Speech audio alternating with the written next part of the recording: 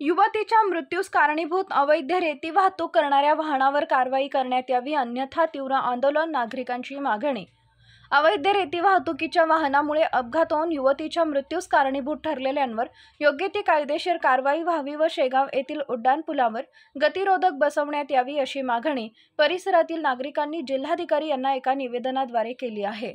दिनांक 17 एप्रिल 2024 रोजी तहसीलदार मार्फत जिल्हाधिकारी यांना दिलेल्या निवेदनात नमूद केलंय की आम्ही सर्व नागरिक शेगाव येथील रेल्वे गेट बाहेरील परिसरातील नागरिक आहोत।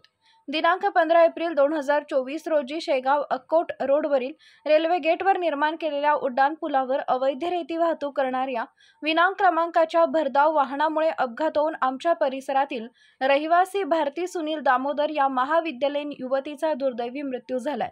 तसेच या उड्डाणपुलावर दररोज 100 ते 150 अवैध रेती वाहतूक करणारी वाहने त्यांच्या ताब्यातील वाहने भरधाव वेगाने चालवतात। तसेच या अवैध रेती वाहतूक करणाऱ्या वाहनांवर नंबर सुद्धा नमूद नाहीत। त्यामुळे सदर वाहनधारकांना कायद्याचा कुठलाही प्रकारे धाक राहिलेला नाही। तसेच सदर अवैध रेती वाहतूक करणाऱ्या वाहनधारकांवर कायद्यानुसार कठोर कारवाई होणं अत्यंत गरजेचं झालेलं आहे। तसेच या उड्डाणपुलावर यापूर्वी सुद्धा बरेच अपघात झालेले असून त्यामध्ये सुद्धा आजपर्यंत मोठ्या प्रमाणात जीवितहानी झालेली आहे। त्यामुळे या उड्डाणपुलावर गतिरोधक निर्माण करणं अत्यंत आवश्यक झालंय। तरी आपणास या तक्रार अर्जाद्वारे सविनय विनंती करण्यात येते की शेगाव येथील रेल्वे गेटवर निर्माण केलेल्या उड्डाणपुलावर सुरक्षिततेच्या कारणास्तव गतिरोधक निर्माण करावे किंवा अपघात टाळण्यासाठी अन्य ती उपाययोजना त्वरित करण्यात यावी, जेणेकरून या उड्डाणपुलावर अपघात घडून जीवितहानी होणार नाही। तसेच सदर अपघातास कारणीभूत ठरलेल्या वाहन चालकांवर नियमानुसार कठोर कारवाई करून मृत युवतीस न्याय मिळावा असं नमूद आहे। सदर उड्डाणपुलावर सुरक्षिततेच्या कारणास्तव गतिरोधक निर्माण करावे किंवा अपघात टाळण्यासाठी अन्य ती उपाययोजना त्वरित करावी।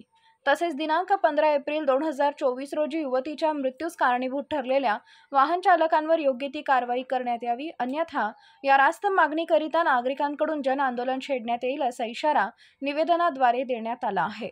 निवेदनाच्या प्रतिलिपी विभागीय आयुक्त अमरावती, माननीय जिल्हा पोलीस अधीक्षक साहेब बुलढाणा, उपविभागीय अधिकारी खामगाव, तहसीलदार शेगाव, कार्यकारी अभियंता सार्वजनिक बांधकाम विभाग खामगाव, मुख्याधिकारी नगरपालिका शेगाव यांना देण्यात आली आहे।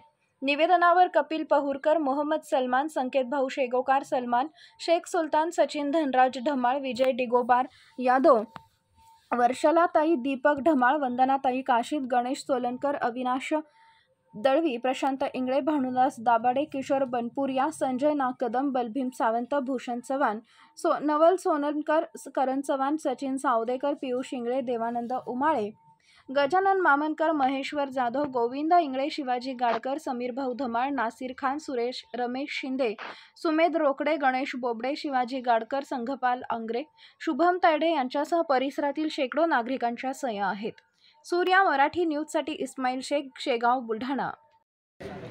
शेगाव शहरामध्ये विना नंबरचे ज्या रेतीच्या गाड्या येतात आणि त्या रेतीच्या गाड्या इतक्या फास्ट असतात की ज्यामुळे अपघात होण्याची शक्यता आहे। उड्डाणपुलावर परवाच्या दिवशी एक असाच अपघात झाला ज्यामध्ये एक 19 वर्ष तरुणी ही मृत्युमुखी पडली।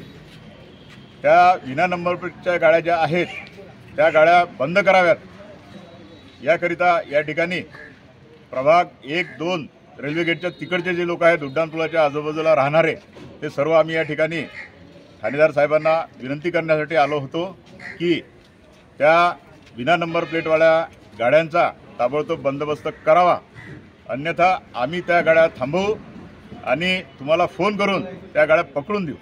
खरं तर हे रेल्वे आपल्या पोलीस स्टेशनचं काम आहे, पोलीस प्रशासनाचं हे काम आहे विना नंबरच्या गाड्या त्या ठिकाणी चालू न देणे। याबाबत बऱ्याचदा ओरड झाली, वर्तमानपत्रातून सुद्धा याबाबत छापण्यात आलं, परंतु कोणतीही कारवाई झाली नाही। म्हणून या ठिकाणी सर्व लोक त्या ठिकाणचा रोष व्यक्त करण्यासाठी या ठिकाणी आले होते। यापुढे जर कारवाई झाली नाही तर आम्ही त्या ठिकाणी रोडवर जर त्या गाड्या फास्ट जात असल्या, विना नंबरच्या जात असल्या तर त्या ठिकाणी थांबवू व त्यांना पोलिसांच्या हवाली करू। याकरता या ठिकाणी आम्ही आलो होतो आणि पोलीस प्रशासनाकडून आम्हाला शब्द मिळाला की यापुढे आम्ही कारवाई करू आणि जर कारवाई झाली नाही तर आम्ही त्या ठिकाणी पुढची काय करायचं आहे ती दिशा ठरवू। दुसरा विषय असा होता की ती जी मुलगी वारली परवाच्या दिवशी अपघातामध्ये, तर त्या ठिकाणी त्या दुसऱ्या मुलीनं फोटो काढला म्हणून बरं झालं. जर तो फोटो त्या मुलीनं त्या गाडीचा काढला नसता तर तो विषय त्या ठिकाणी थांबला असता.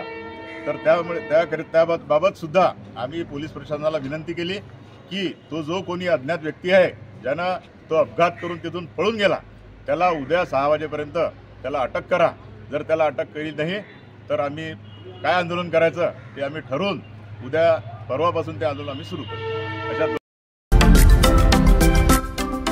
महाराष्ट्रातील महत्त्वाच्या व ताज्या घडामोडी जाणून घेण्यासाठी आजच आमच्या सूर्या मराठी न्यूज चॅनलला सबस्क्राईब करा आणि बेल आयकॉन प्रेस करा.